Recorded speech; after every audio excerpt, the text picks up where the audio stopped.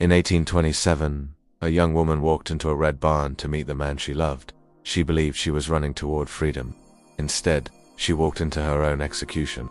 Her body lay rotting beneath wooden floorboards for nearly a year, while her killer wrote fake letters in her name and smiled in church. This is the true story of the Red Barn murder, and the details are darker than most horror films dare to go. Stay until the end, because what happened to the killer's body after execution is almost more disturbing than the murder itself. The year is 1827. We're in the village of Polstead, in Suffolk, England. It's a small, rigid, suffocating kind of place. Reputation is everything. A woman's mistake is permanent. Maria Martin was young, attractive, and restless. She had already been involved in scandal before, and rumors followed her like shadows. But Maria wanted something more than whispered judgments and muddy dirt roads. Then came William Corder. He was educated, smooth, and deeply calculating. He knew how to make promises feel real. He courted Maria in secret.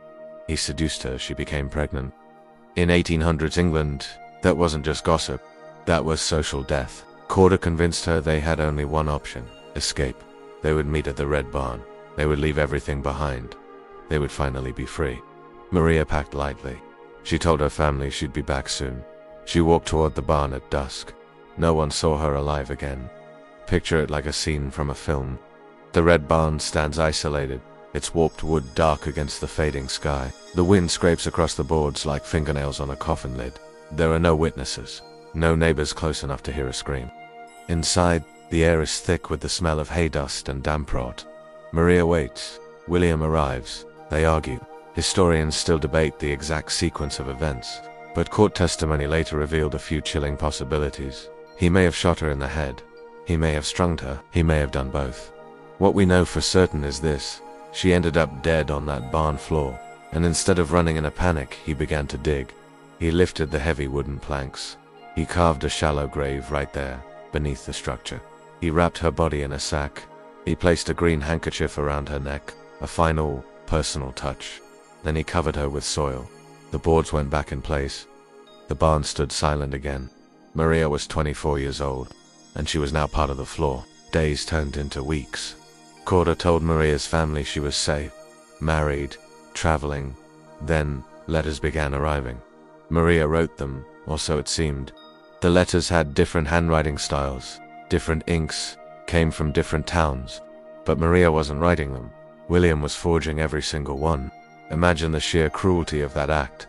Her mother, reading words supposedly written by a daughter who was already rotting underground. Months passed. Maria's stepmother, Anne Martin, began having dreams. In these dreams, Maria stood pale and silent, not speaking, just pointing. Pointing at the Red Barn, night after night. The same vision, the same location, the same gesture. Anne begged her husband to dig. At first, he resisted. It sounded insane, the stuff of grief and desperation, but the dreams wouldn't stop. They were relentless. In April of 1828, nearly a full year after Maria vanished, they finally entered the barn with shovels. They found the spot where the earth was disturbed. The smell hit first a foul, unmistakable odor. Then they found cloth, then bone. They uncovered a sack. Inside were the decayed remains of Maria Martin, a bullet wound in the skull, a rope mark around the neck, the green handkerchief. The village erupted in horror. This was no disappearance. This was a calculated, cold-blooded murder and burial. By the time her body was found, William Corder was long gone. He had fled to London. He had actually placed a newspaper advertisement seeking a new wife. And he found one. He had remarried and started over, a completely clean slate. While Maria decomposed in a barn, he was building a brand new life in the city. Authorities tracked him down using a groundbreaking technique for the time, handwriting comparison. It was primitive forensic work, but it was enough. They compared the forged letters to his known writing, and it was a match. He was arrested and transported back to face trial in Bury St Edmunds. The case absolutely exploded. It became a national sensation. Pamphlets flooded the streets with gruesome illustrations of the barn. Crowds swarmed the courthouse, desperate for every morbid detail. Inside the courtroom, Corder remained eerily calm. He claimed it was an accident. He said he panicked. He shifted his stories, trying to find one that would stick. But the physical evidence suffocated his defense. A bullet, the handkerchief, the burial itself. The jury deliberated for less than an hour. The verdict was guilty. On a grim day in August 1828, more than 7,000 people gathered to watch William Corder die. Executions were public entertainment in the 1800s, but this one felt different. This felt like vengeance. People climbed onto rooftops for a better view. Vendors sold food. Children were lifted onto their parents' shoulders to see the spectacle. The trapdoor dropped. His body convulsed. And then, silence.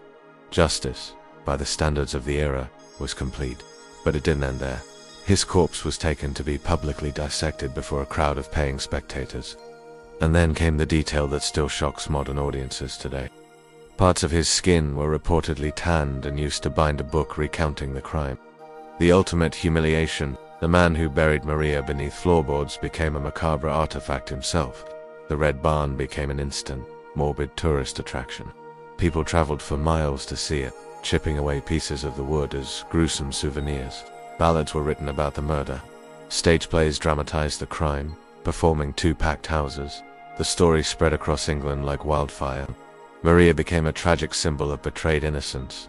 Corder became a cautionary monster. Some people believe Anne Martin's dreams were supernatural, a message from beyond the grave. Others argue it was simply a powerful intuition, sharpened by a year of suspicion and worry. But here's what's undeniable. Maria trusted him. She followed him into that barn alone. She believed in his promise of escape and a new life together. And beneath that barn floor, she lay hidden while forged letters pretended she was alive and happy. That is psychological horror at its purest. It's not a masked stranger or a shadow in the woods. It was her lover. There was a plan and a shovel. If that barn could speak, what would it say? Would it describe the sound of the gunshot, the struggle, the dull thud of earth hitting cloth? Or would it whisper something even worse? That betrayal is far more terrifying than any ghost, because ghosts don't promise you forever first. This isn't fiction. This is the Red Barn murder, and it proves that sometimes the most horrifying monsters aren't hiding in the dark. They're standing right beside you, holding your hand. If this true story disturbed you, subscribe for more real historical horror that most history books barely mention. Like this video if you want more 1800s crime cases told in cinematic detail. Thanks for watching.